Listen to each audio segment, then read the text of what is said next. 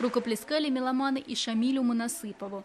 Представитель прославленной творческой династии в день своего 70-летия подарил казанцам национальную и мировую классику. Он вот уже 40 лет рассказывает студентам консерватории, как музыка сильна и прекрасна. Выпустил сотню артистов, лауреатов всевозможных конкурсов. Кроме того, музыкант еще и ученый.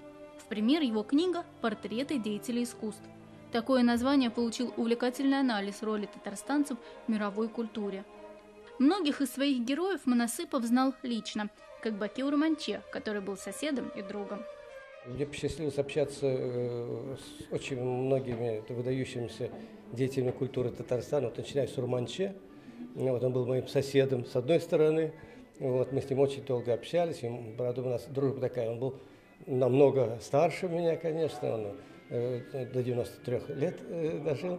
В то время мне было поменьше, но я очень, так сказать, живо интересовался этим. И у него была такая поговорка, знаете, «сапиенти сат».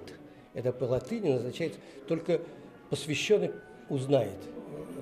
В чем смысл? То есть, а его творчество несет огромные загадки, тайны, понимаете? И каждая тайна, она глобального такого, знаете, порядка. То есть, все, что он делал, вот, например, триптих Татарстана он написал в те времена, когда у нас начались только идеи о суверенитете.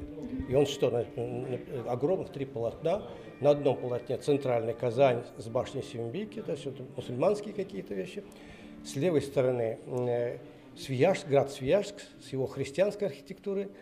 И с правой стороны булгары, с его булгарской древней, так сказать, развалинами, руинами. И он как бы сказал, вот, друзья, вот в слиянии этих 3 культур, у нас есть и крещеные татары, ведь это ведь большой пласт очень. Есть у нас и люди, которые булгарскую культуру, так сказать, одним, так сказать, уходят своими корнями. И вот в этом единстве заключается и будущее Татарстана. Его надо искать не в политических каких-то, так сказать, вещах, а его надо в духовном. У него таких тайн очень много.